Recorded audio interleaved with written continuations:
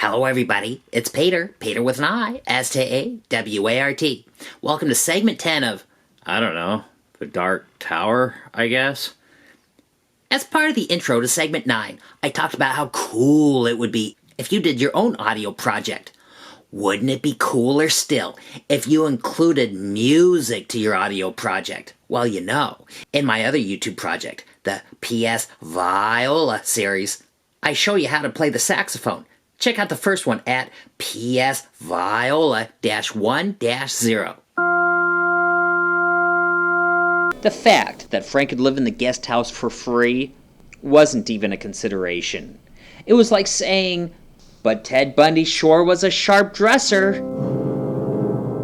As Frank made his way to the movie theater to catch a flick in hopes of bringing up his spirits, he wondered if his prayers of getting killed might have been answered when he saw something barreling towards him. There was no question it was human, but it had grotesque physical features, magenta bags under the eyes, and no teeth. Frank's first impulse was to run for shelter. "Frank! Hey, Frank!" called Nancy, all out of breath from moving quickly. Frank slowly stood up as his mind clicked onto the fact that it was his longtime best friend. "Hey, Frank," greeted Nancy, happy to see him. "Nancy," he replied with a laugh as he recovered from the scare. "What are you doing crouched behind the garbage can?" she asked. Frank didn't know what to say, so he used their old out and replied, "A booga booga booga," and barked like a dog. This was sort of a free pass Nancy, Frank, and Joe developed between themselves. If any of them were caught doing something they just couldn't explain, like lathering their hair with mayonnaise to give it extra shine, flicking bits of tuna fish all over the inside of the bathroom while trying to open the can with a screwdriver, or cracking the seals of 2 full containers of sour cream in preparation for a picnic in which ham sandwiches were going to be served. Instead of going through the embarrassment of being inexcusably dumb, they could pretend like they had gone temporarily insane. It was their version of a Section 8. Frank was well aware that Nancy had let herself go. A lot. But he didn't say anything. Nancy was Nancy, and they were still droogies. Droogies till the end.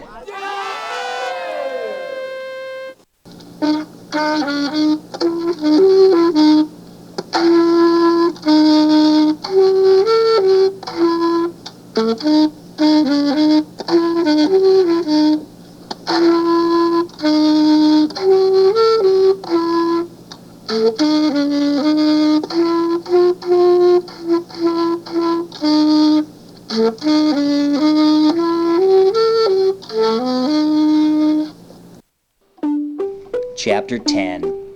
As they walked, they got caught up on all the things that had gone on in their lives in the past 6 months. Frank certainly had his list of events, but he was all ears to know what in the world happened to Nancy. She told him about how the dentist had gassed her and stole all her teeth. Frank's question, "What happened to you?" really didn't have much to do with her teeth. He wondered if he should ask if the dentist made her eat tons of junk food and locked her in a dungeon in which exercise was strictly prohibited. Nancy had also made plans to go to the movies. It had finally dawned on her how much time she spent in front of the computer and how very little time she spent out in the world.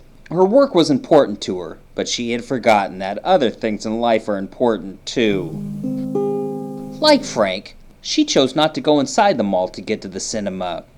She knew that most of the girls who frequent the mall also frequent the bathrooms to purge themselves.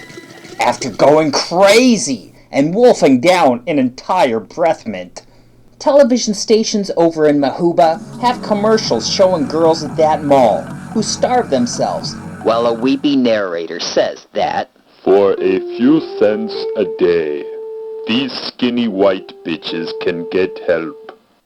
Only you can help."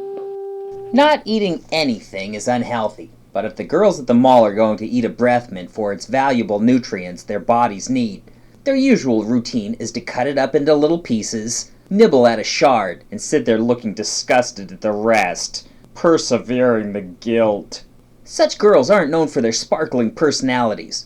They're also not known for their tolerance for any other girls who feel that personality and a decent daily energy level is of higher importance than the self-induced torture of impossible physical expectations. After all, why should these girls dance around and be happy while they themselves suffer? And it's important to know who's queen. To avoid looks of scorn from these other girls, Nancy took the outside route. And besides, her clothes were dirty and she had no teeth.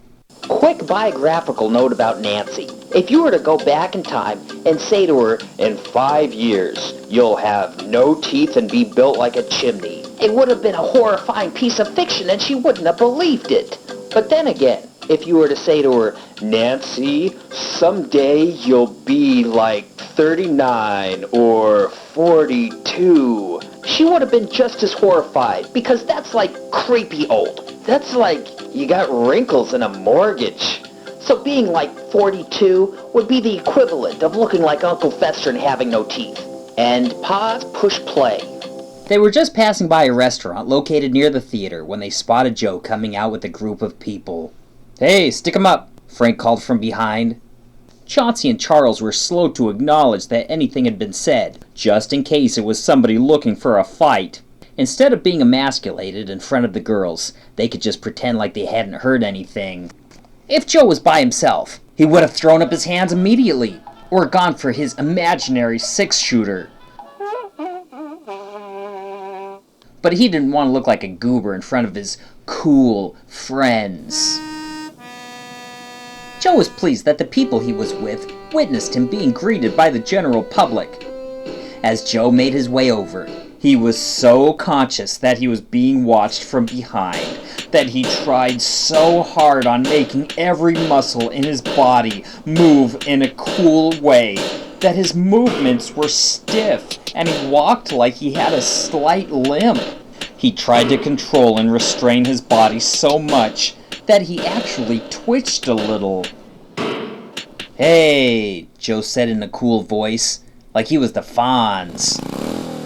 Frank and Nancy expected him to be jumping around like he was next to the Christmas tree testing out a new trampoline.